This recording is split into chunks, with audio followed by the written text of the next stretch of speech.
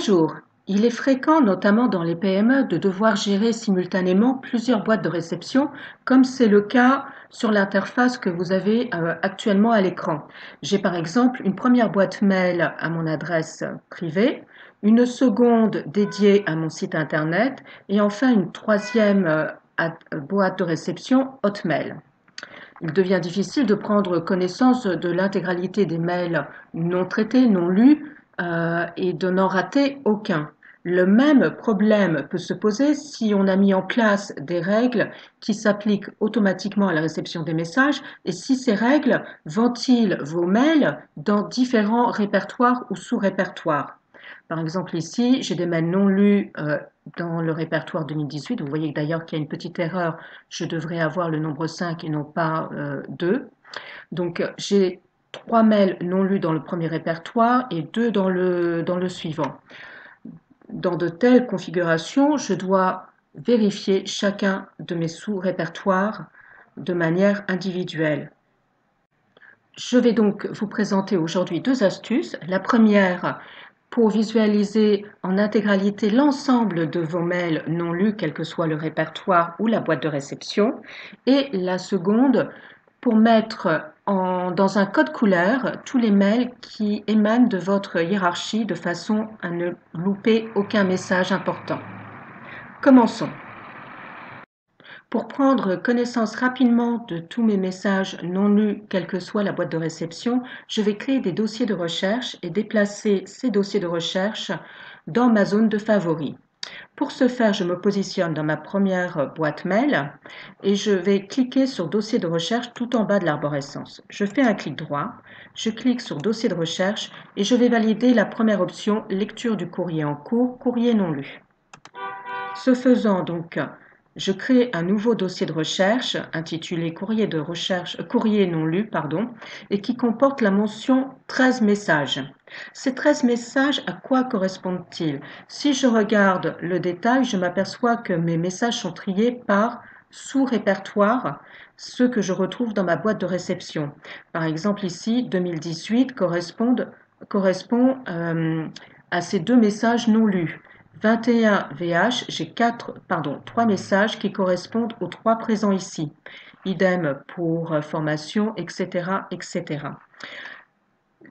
Donc j'ai bien 4 plus 2 plus 3 plus 2 ici.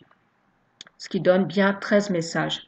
Dedans ne figurent pas les 7 messages supprimés, ni le courrier indésirable. On verra que pour ce dernier, on a la possibilité de le positionner aussi dans les favoris.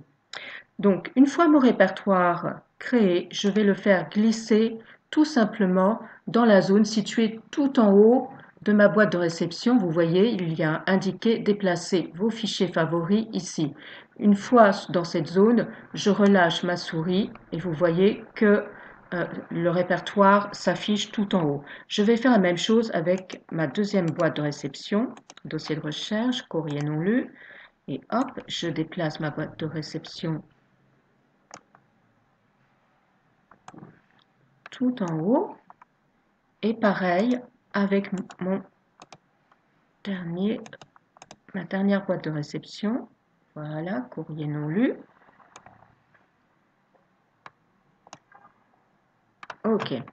À présent, je peux déplacer mes répertoires comme je le souhaite. Actuellement, la première boîte de réception est la boîte du site internet Top Assistant. Mais si je préfère voir en premier, prendre connaissance en premier des messages non lus concernant mon adresse privée, je vais simplement déplacer à la souris et faire glisser au-dessus. Voilà. Donc je peux à présent visualiser très rapidement tout en haut de l'arborescence sans avoir à dérouler toutes mes boîtes, l'intégralité de mes messages non lus. Par mesure de précaution, je vous invite à ajouter à présent dans vos favoris les répertoires courriers indésirables de chacune de vos boîtes de réception. Je me positionne sur ma première boîte de réception, je sélectionne courrier indésirable ici, le répertoire, je prends le répertoire et je le fais glisser tout en haut dans la zone de favoris et je relâche. Alors en fait, en faisant ça, je ne déplace pas je ne supprime pas de ma boîte de réception, hein. Vous voyez que mon répertoire est toujours présent, c'est juste un raccourci qui est ajouté en haut. Je fais la même chose avec ma deuxième boîte de réception, puis avec ma troisième boîte de réception. Ainsi, j'ai une vision d'ensemble de tous les messages reçus et non lus. Nous allons voir à présent comment supprimer un répertoire du dossier favori. Donc j'ai ici mes répertoires courrier non lus et courrier indésirable.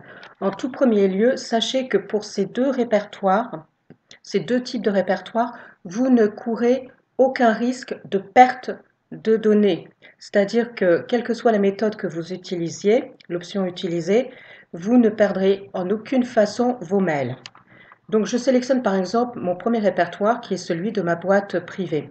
Je fais un clic droit de la souris et vous voyez que dans la partie supérieure, j'ai ici supprimé le dossier et dans la partie inférieure, une option supprimer du dossier favori. Quelle est la différence entre les deux? Ici, avec l'option supprimer du dossier favori, en fait, je ne retire que le raccourci de cette zone favori.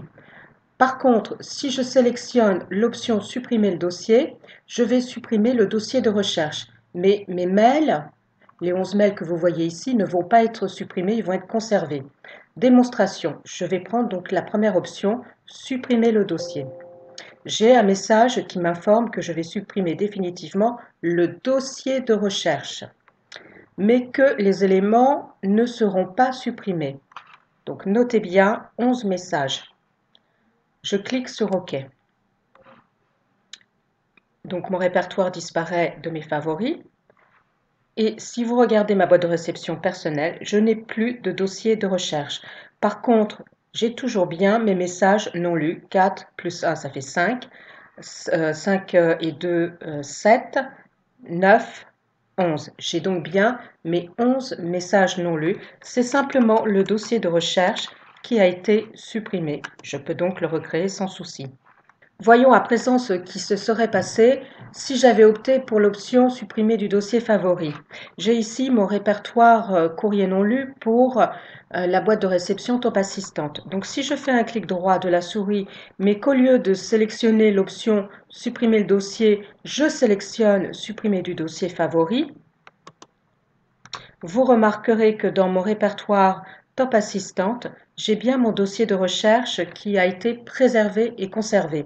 Donc c'est extrêmement important, quand vous supprimez un favori, prenez bien la précaution par défaut d'utiliser l'option supprimer du dossier favori à l'exclusion de toute autre option. Surtout évitez supprimer le dossier. C'est d'autant plus important que si vous faites remonter dans vos favoris pour une raison X ou Y un répertoire créé par vos soins, par exemple ici dans la boîte de réception 2016, j'ai un répertoire admin et je veux le rajouter en raccourci dans mes favoris. Donc je vais juste saisir à l'aide de ma souris le dossier et le déplacer dans mes favoris et je relâche. Donc mon dossier figure bien toujours dans ma boîte de réception 2016 ici. Donc par contre, si je fais un clic droit supprimer en utilisant par inadvertance supprimer le dossier en lieu et place de supprimer du dossier favori, en fait je vais supprimer carrément le répertoire et son contenu et ça va être placé dans la corbeille. Donc si je ne suis pas très vigilante par rapport à ça, je risque de perdre tout le contenu de mes dossiers. Donc privilégiez vraiment l'option supprimer du dossier favori. Je vous montre quand même, donc admin, donc ce dossier pour l'instant figure à la fois dans mes favoris ici et ici. Donc je me positionne dans mes favoris, je fais un clic droit, supprimer le dossier et vous voyez que j'ai un message d'alerte qui m'informe que le répertoire va être positionné dans éléments supprimés. Donc regardez bien ce qui va se passer ici et là. Je clique sur OK. Mon répertoire a bien été supprimé à la fois des favoris et à la fois du dossier dans lequel il était positionné. Je le retrouve par contre bien dans les éléments supprimés. Vous voyez que j'ai mon répertoire admin qui est dans les éléments supprimés. Donc soyez vigilants l'option supprimer le dossier supprime à la fois le dossier et les mails et le place dans la corbeille, sauf pour les dossiers système qui ont un comportement un peu à part. Et supprimer du dossier favori ne supprime que les raccourcis. Je vais vous montrer comment associer un code couleur à un expéditeur donné. Ce peut être intéressant pour repérer dans la masse de tous nos mails ceux qui émanent de notre N+1. Alors, comme je suis sur une boîte personnelle, je vais créer un affichage particulier pour tous les messages reçus par exemple de contact@topassistante.com. Comment faire? Tout d'abord, j'active l'onglet Affichage dans le ruban. Puis, je clique sur Paramètres d'affichage. Ici, j'ai une option Mise en forme conditionnelle qui va me permettre d'attribuer un code couleur. Je clique sur cette option Mise en forme conditionnelle.